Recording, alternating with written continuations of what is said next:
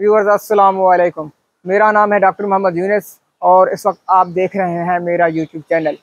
Viewers, आज के इस वीडियो में हम डिस्कस करेंगे कि रिटेंशन ऑफ फीटल मेम्ब्रेन या आरएफएम या जेर का रुक जाना ये क्या चीज़ है और ये हमें किस तरह आइडिया होगा कि ये इस जानवर को आरएफएम है या ये जो इसके अंदर जेर है ये नॉर्मल है।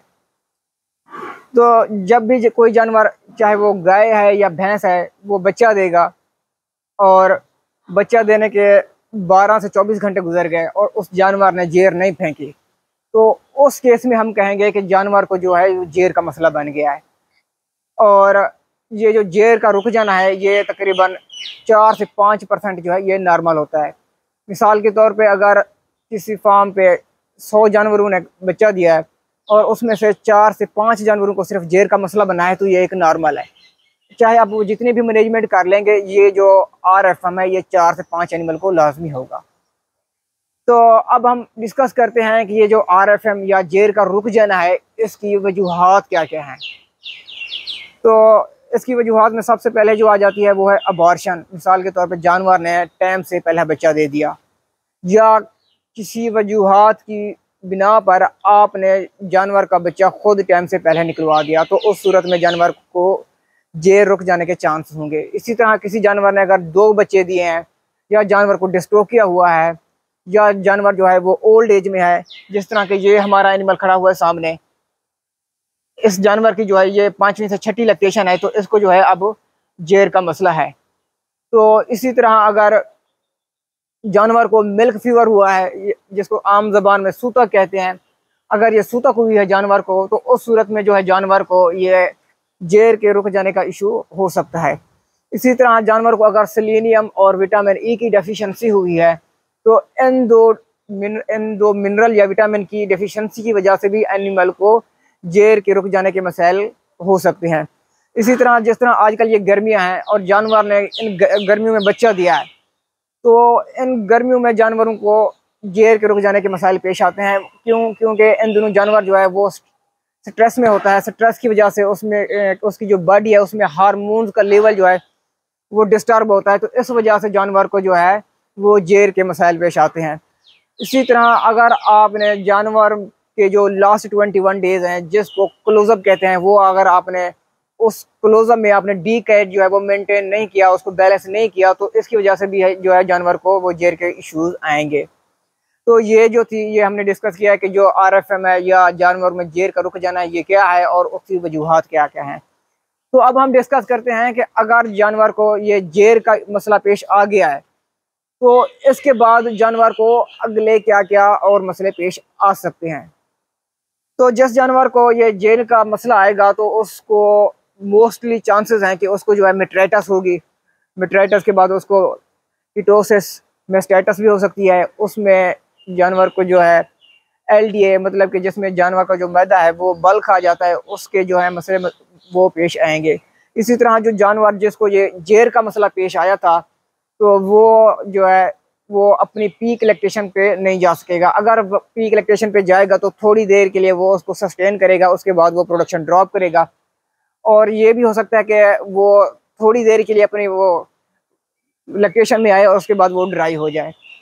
और इसके बाद ये हो सकता है कि जिस एनिमल को जेर के मसले जो पेश आए हैं, तो वो एक हीट में लेट आएगा। अगर हीट में लेट आएगा तो उसके जो नंबर ऑफ डेज ओपन है वो ज़्यादा होंगे और वो हो सकता है कि वो रिपीट ब्रीडर भी बन जाए।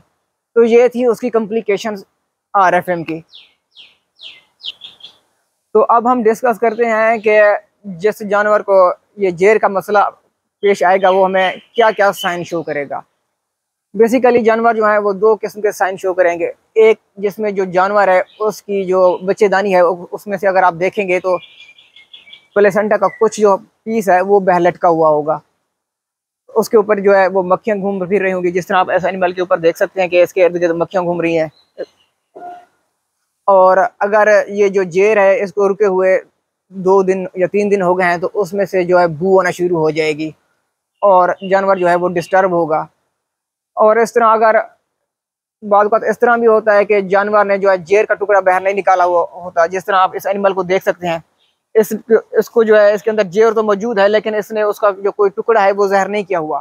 तो उस सूरत में हमें ये इस तरह पता चलेगा कि इस एनिमल को जो है वो जेर अंदर की हुई है कि उसने अपनी दुम उठाई हुई होगी। आप इस एनिमल को है क्लियरली देख सकते हैं कि इसने अपनी दुम जो है कितनी उठाई हुई है। जब भी किसी एनिमल को बच्चेदानी का मसला होगा तो उसने अपनी दुम उठाई हुई होनी है। जिस तरह आप इस एनिमल को देख सकते हैं, इसने क्लियरली अपनी दुम उठाई हुई है।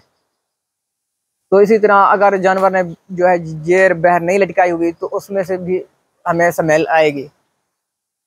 तो ये तो था उसके मतलब जो जानवर जिसको ये RFM का इशू है या जेर का इशू है, तो उसमें हमें क्या क्या अलामात ज़ाहिर होंगी। अब हम इसको प्रोसीड करते हैं कि इसको जो है वो ट्रीटमेंट क्या करना है। तो ट्रीटमेंट में मेरे पास ये मेडिकेशन हैं सन हमने इस्तेमाल करनी है। तो बेसिकली जो इसके जो है वो 3 किस्म के ट्रीटमेंट होते हैं। सबसे पहला ट्रीटमेंट क्या है कि जानवर ने बच्चा दिया है और बच्चा देने के बाद उसको 12 से 24 घंटे हो गए हैं, उसने जेर नहीं फेंके। तो फर्स्ट लाइन ऑफ ट्रीटमेंट में हम सबसे पहले जो है उस एनिमल को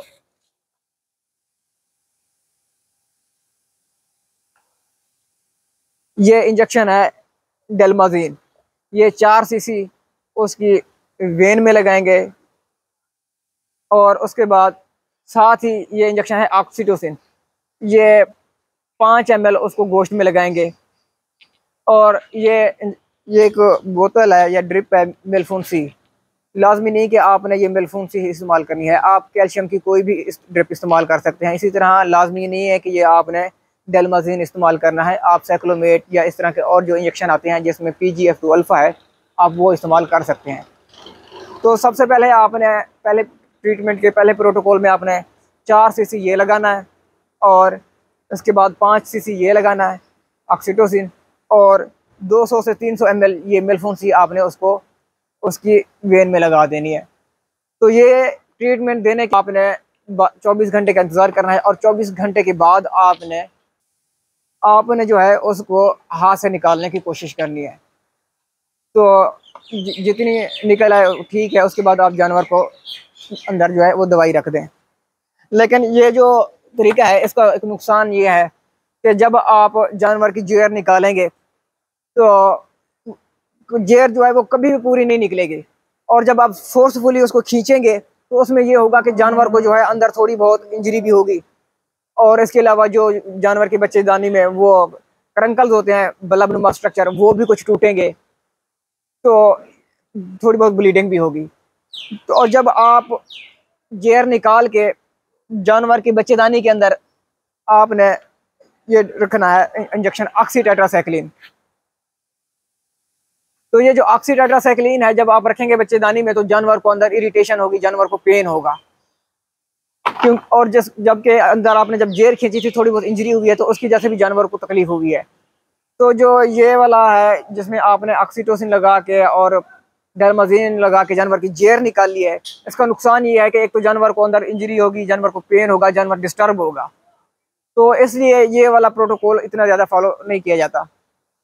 इसके बाद जो दूसरी लाइन ऑफ ट्रीटमेंट है वो ये है कि जैसे जानवर ने बच्चा दिया, देखा गया कि उसने जेर नहीं फेंकी, तो उसको जस्ट लोग ऑब्जर्व करते रहते हैं कि जानवर फीड पे आ रहा है, खा पी रहा है और कोई इसको इशू नहीं हो रहा, और वक्फे वक्फे से उसका टेम्परेचर लेते रहते हैं।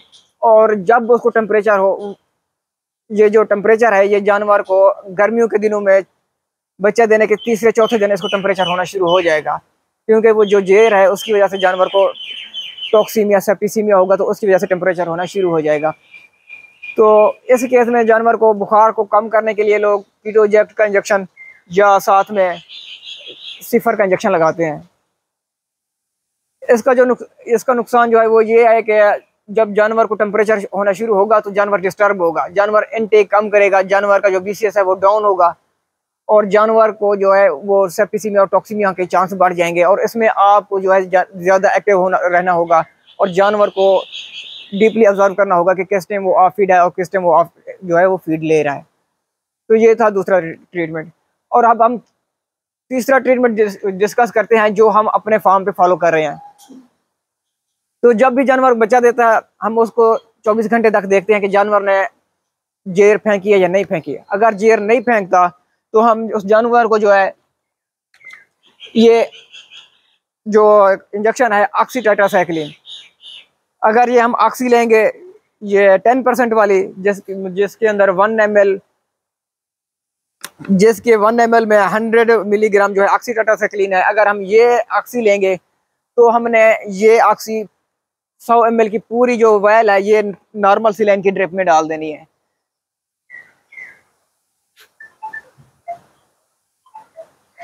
ये ऑक्सी जो है ये फुल वायल हमने नॉर्मल सिलाइन की ड्रिप में डाल के जानवर के बच्चेदानी में रख देनी है। और अगर हमारे पास ये अच्छे वाली ऑक्सी है, ऑक्सीलिन एडी, तो ये हम 50 ml इस नॉर्मल सिलाइन में मिक्स करेंगे और इसके साथ ड्रिप से जोड़ के ये जानवर के बच्चेदानी में रखेंगे। ये जो ऑक्सी जानवर के बच्चेदानी में रखनी है, ये वाला जो प्रोसीजर है ये हम 3 दिन मुसलसल इस्तेमाल करेंगे। मिसाल के तौर पे जानवर को बच्चा दिए हुए 3 दिन गुजर गए हैं, सॉरी, कि जानवर को बच्चा दिए हुए 24 घंटे गुजर गए हैं, तो उसको है पहली दफ़ा हम रखेंगे इसके अंदर 50 ml ऑक्सीलिन एडी मिक्स करके इसकी बच्चेदानी में रखेंगे। और साथ में जो है उसको हम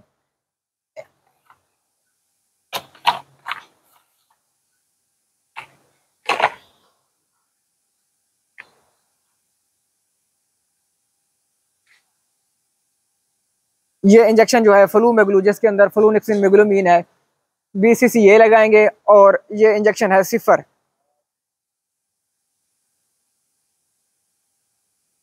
और 20 cc ये लगाएंगे। तो ये जो हमने जानवर को बच्चेदानी में दवाई रखनी है ऑक्सी टेट्रासाइक्लिन, ये हम मुसलसल 3 दिन रखेंगे। पहले दिन हमने ऑक्सी टेट्रासाइक्लिन रखी नॉर्मल सिलाइन में मिक्स करके, और साथ में हमने उसको फ्लू मेगलू और सिफर लगा दिया। दूसरे दिन हमने उसको फिर ऑक्सी टेट्रासाइक्लिन रखी नॉर्मल सिलाइन में मिक्स करके, और साथ में फिर हम जो है उसको सिफर और फ्लू मेगलू लगा देंगे। ये वाला जो ट्रीटमेंट है आपने 3 दिन रिपीट करना है।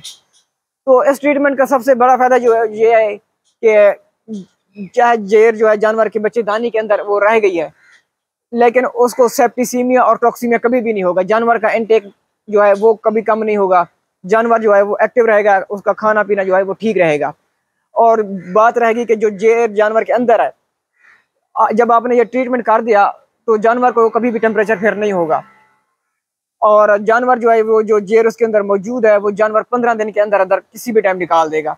जब वो गल सड़ जाएगी तो जानवर खुद ही वो बाहर निकालेगा, और जब वो जानवर 15 दिन के अंदर अंदर दोबारा जेर निकालेगा तो आपने उसको क्या करना है कि दोबारा ये ऑक्सी टेट्रासाइक्लिन का जो है, जो हमें आपको फार्मूला बताया है, ये आपने दोबारा उसके अंदर दवाई रख दी है, ताकि जानवर को जो है वो मेट्राइटिस वगैरह ना हो।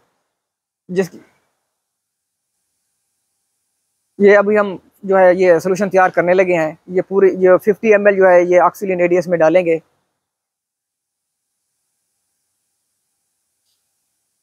ये हमने नॉर्मल सिलाइन के अंदर ऑक्सीलिन एडी जो थी वो मिक्स कर दी है।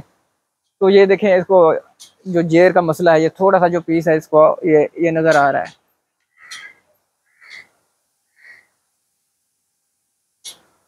ये देखें, ये क्लियर जेर नज़र आ रही है। तो अब ये हमने ड्रिप तैयार किया है, ये हम डायरेक्ट इस ड्रिप के साथ ही जो जानवर के बच्चेदानी में पूरी ड्रिप उसके बच्चेदानी के अंदर ही रख देंगे।